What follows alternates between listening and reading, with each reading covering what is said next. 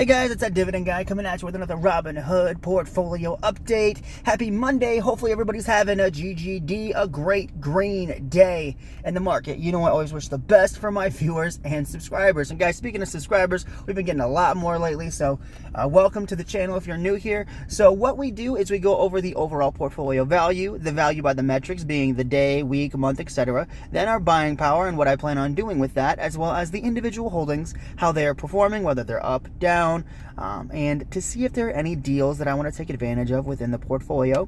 Then finally, we look at the watch list and see what prices I would want to buy those stocks at. So, jumping right in for today, we're at $552 with a 1% return. Keep in mind, these returns are going to change because the market is open right now, but next up, we've got a week. For the week mark, we're at $1,500 at 2.82% return. That 1 month mark, we're at $4,700, 9.2%. That's honestly a market matching return for a year. Then that 3 month mark, we are up $4,100, 8.05% return. Year to date, we're up 13%, $6,500 return here in the green. Then that 1 year mark, we are up $13,888.83, a 33.07% return. I still believe that the S&P 500 did beat my portfolio for the past year, but I think we're doing relatively well, which is good considering that we don't have, Tesla or Meta in the portfolio. I think we're doing pretty well. Then all time since I believe it is April of 2018, so 19, 20, 21, 22, 23, 24, 25, so about almost 8 years of investing now. We are up $29,000, up 114.81% return all time.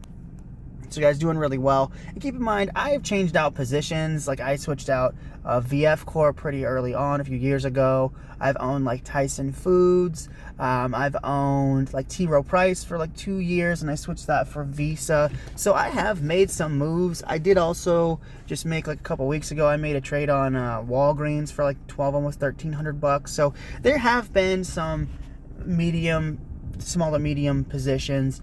But overall, guys, I do want to keep my core holdings the biggest positions, and I think overall that's going to, make the growth a lot faster instead of holding some of these companies that when I looked at them originally, they made sense. They were down pretty low compared to their 52-week highs, and where I thought they should be priced at, as well as the dividend was growing. So my thought process behind some of those positions was I'll buy like Tyson Foods, say it's at 40 and its 52-week high is 60. I'll buy it at 45, get paid the dividend while I wait, and get a $20 per upside per share on 100 shares. So I'd make a really good upside, plus the dividend was growing. So that's kind of like what Pepsi's been doing. And I thought about buying Pepsi, but I'd rather just keep it in Coca-Cola. But that's where some of those gains have come from, which I think is it's not my main strategy, but I do like to dabble in it, because if there's money to be made, nobody's going to get mad about making a gain, right? So nobody's going to get mad about making money. So if you can find a deal that does kind of, it's still in the same vein as a dividend growth investor, because you're still getting the dividend and the dividend's still growing. But if I can get capital appreciation on top of that, it's like it just compounds even faster. So that's what some of those long-term, all-time gains are companies like VF Corp, where I made money, Tyson Foods, where I made money, T. Rowe Price, where I made a bit of money if you average out the amount when I bought and sold. So, and of course Walgreens I did make money on as well. So there are some smaller deals that have happened, some smaller positions that I've switched out, but for the long term, I do want Apple, Visa, Google, Coke, and Berkshire to be like the top 5. But a buying power sitting at $79. So what I'm looking for with this money is I essentially want to buy next month's stock. So as of right now, we're in March, so I want to be buying like Coca-Cola or Altria with that money, or Realty Income. So that's where I'm going to be putting that $80. Plus, we do have a $20 dividend from Visa coming in, as well as a dividend from Realty Income. That's still small, but it will grow. And of course, Google is going to pay us a dividend. They're smaller now than they were before, but I think they're higher quality companies. The growth rates are better and for the dividend, and I think the overall profitability of the portfolio, of the companies in the portfolio will grow, which means that the portfolio in turn will grow as well. So jumping into the individual holdings here, we got Realty Income, 57.61, 5 shares, around $300 of market value. Average cost is around $52 per share. 0.52% of the portfolio is in Realty Income. Today we're up $4.20. Total we're up over $29 with an 11.3% return. Now guys, this is the one that I sold out of to pay off my car and my credit cards. It was about 10 grand, so that's where I want it to be at. So I want this to be a 10K position, but I do want it eventually to be one of the smaller positions in the portfolio. This is the company that I look at as like my Social Security benefit. So this is going to be my steady Eddie, pays me every single month. Like cash flows from real estate are pretty consistent. Their occupancy rate's never been lower than 95%, even during COVID and the financial crisis, and the financial crash of 2008. So overall, I think it's a pretty steady Eddie company. I know I've seen a lot of people sell out of it. I did just because I wanted to pay off my debt, and it was actually at a loss, so it'll lower my taxable income. But I still believe in the company long term, so I bought it back with the cash that I had, and I will build it up slowly but surely. But I do think that this is one of those companies that is just going to pay me into my retirement. Right? It's not going to grow very high. It's not going to grow very fast. It's a slow growth company, and the dividend increases aren't substantial. They're about 2% a year, but I do like the idea of having that consistent cash flow.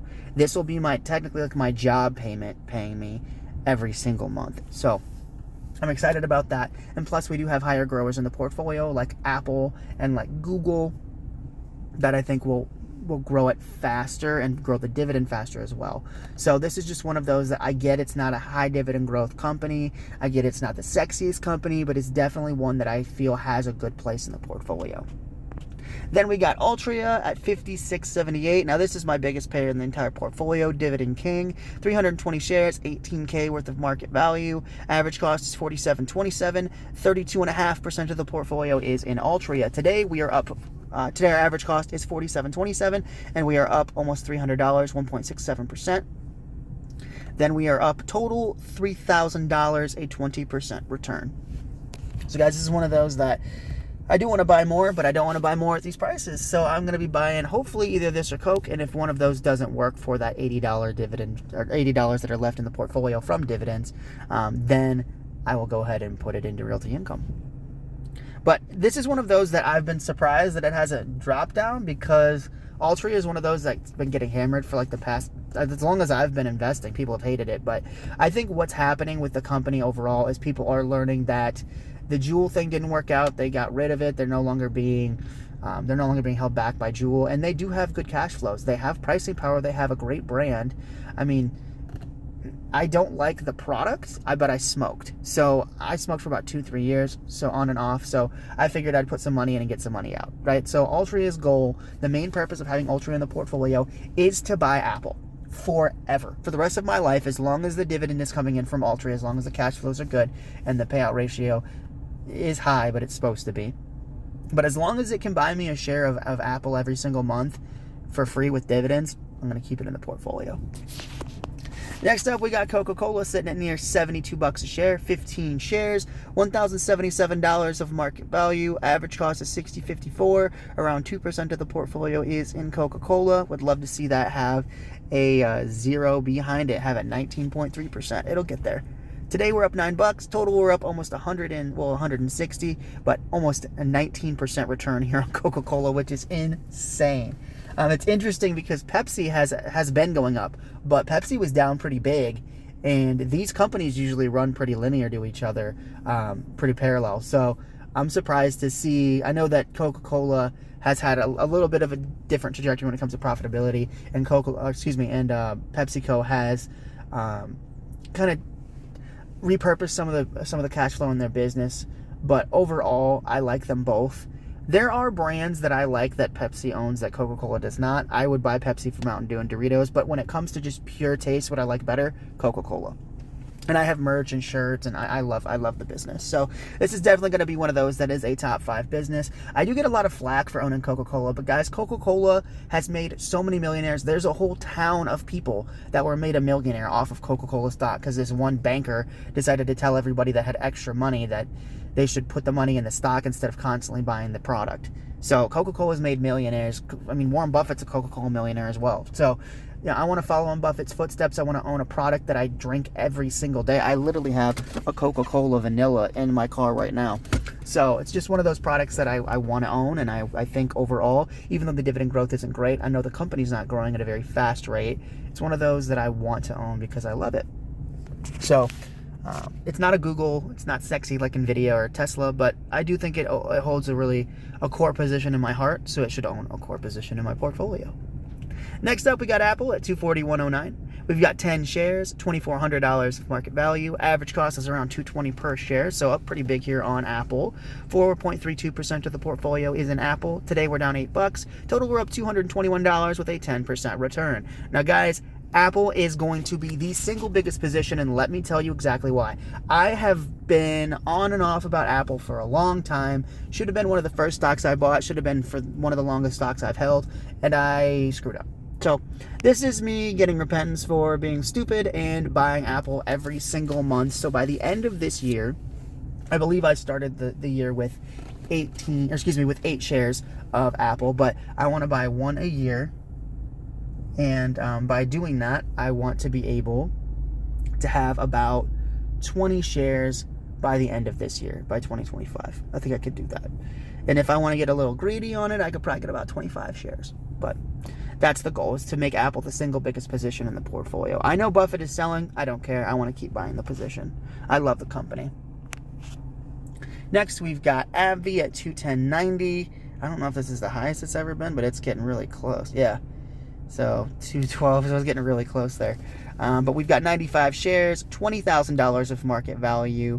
Average cost is right around $95 per share. Around 36% of the portfolio, so over a third of the portfolio is in AbbVie. Today we're up $180. Total, we're up nearly $11,000 with 121% return. Guys, this is definitely one of those grow the trees, ignore the weeds. I'm going to let this keep growing. I love the company, love the balance sheet, love the pipeline for drugs being created. I see advertisements for like Skyrizi and a couple of the other ones as well. So I'm not worried about the profitability of this company. I'm not worried about the pipeline at all. This is another one of those that Buffett actually sold. So I bought this back in like, I think around 2019, I want to say.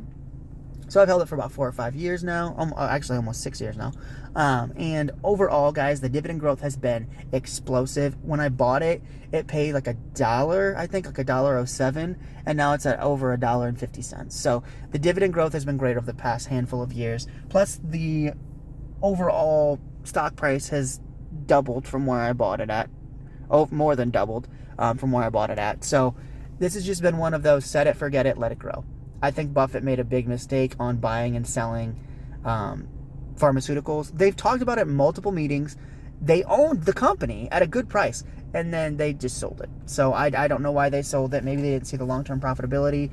Maybe it was because Humira was getting off of the patent protection for the company. I'm not exactly sure why they sold it. They never actually give you the reasons. You just see the results, right, of Berkshire Hathaway. So this is one of those that I think Buffett screwed up on, or his lieutenant screwed up on, because they could have made a lot of money with the company and made a lot of money for shareholders, but maybe they decided they didn't know enough about pharmaceuticals to really hold it long term, and they sold out. But they did miss out on a pretty substantial gain when it comes to AbbVie stock.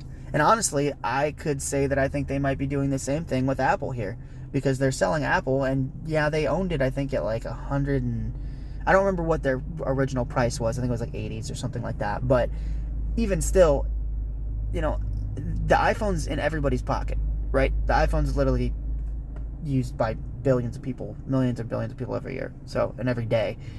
So overall, I get that maybe people aren't upgrading as much, but I still think that drugs, like the pharmaceutical companies and companies like Samsung or Apple, are very similar, because people, for their health, they are dependent on the drugs that they take, right? And if you remove somebody's phone out of their life, it is going to drastically change how they live their life every day. So there's like almost a compulsion, a need to have that around you now, just because it's so ingrained in our lives. And I feel like pharmaceuticals have that power too, because you need them to live. Like, people need insulin, people need their depression medication. There's not really, you can't really debate back and forth the fact that if you need it to live, you need it, right? Like, we need air, people need their medication. So I feel like that makes sense. And so that's why I want to own AbbVie long term. And I was surprised when Buffett sold it. And I had so many people ask me, why aren't you selling it? Because I think long term the company is going to do better than what he thinks. And it definitely did. So I'm sitting at over 100% return, 11 grand in the green. And, you miss all the shots you don't take. So this is one of those that I'm going to just keep letting the forest grow, and we'll see. We'll see how it ends. But essentially, as of right now, I'm just going to keep letting it grow. This company is going to put money towards buying a share of Google every single month, every quarter that it pays. So I'm happy with the returns, happy with the dividend growth. Just going to keep letting it ride out. Then Visa at $363.85. I use my Visa card every day. I made a lot of mistakes when it comes to buying this company by not buying it. So instead of buying Visa, I bought VF Corp. Instead of buying Visa, I bought, T. Rowe Price. Instead of buying Visa, I bought Tyson Foods. There are all these other companies that I bought, and I said, you know what, when Tyson Foods, I bought it at 40. When it gets to 50, when it gets to 60, I'll put that profit into Visa. With VF Corp, look, it pays a dividend. It's a dividend king. I bought it at 40. When it goes to 50, I'll take, the $7,000 I make in that, put it all in Visa. So it's like I put it in I put it in Tyson Foods, make $5,000. Then I put it in VF Corp, make $5,000. Then once I put that into T. Rowe, and T. Rowe goes from 100 to 200, then I'll put it into Visa. And then by the beginning of 2025, I'm like, screw that. I'm going to put all the money that I make on this Walgreens transaction plus the $10K that I had in T. Rowe Price, which has gone nowhere for about 2 years. I'm going to put it into Visa, and I'm going to hold it long term. The dividend's less, but I like the company more, and I think the growth is better. So now I own 35 shares of Visa, $12,700 of market value. Average cost is right around $350. 22, almost 23% of the portfolio is in Visa. Today we're up $34. Total we're up $560 with a near 5% return. Dividend coming in of $20.65. So dividend income did go down with that T. Rowe into Visa switch, but I like the company. I want to buy more of it. It's definitely one of the most bullish companies in my portfolio. I will always buy more Visa at the right price, but Visa is always going to be one of those that I'm looking at to purchase a huge amount of. Next up, we got Google at $170, down $1.70 today. We got 6 shares, $1,000 of market value. Average cost is right around $193. 1.84% of the portfolio is in Google. Today, we are down $10. Total, we're down 137 with an 11% loss. So guys, this position in Google is going to be the one. I might even put off buying shares of Apple for it because I want to buy so much more of Google. Like, I want that to say like 20 shares. So if I can stretch it, I definitely, by next paycheck, will be adding hopefully 2 or 3 more shares. I'd love to get it up to 10 to get like 4 shares more of Google. So this is definitely one of those that's going to be growing along with Apple. And the dividend just got instated at Google, so I'm interested to see what happens. Facebook just bumped it from 50 cents to like 52.5 cents, so we'll see what Google does. I'm excited that it pays a dividend. This is one of those that I would have bought even if it didn't pay a dividend, but definitely a good buying opportunity here for Google. Then I will look at Costco, which I want to buy around $1,000 per share, so I definitely wanted to drop a little bit, but I wouldn't be opposed to buying it here.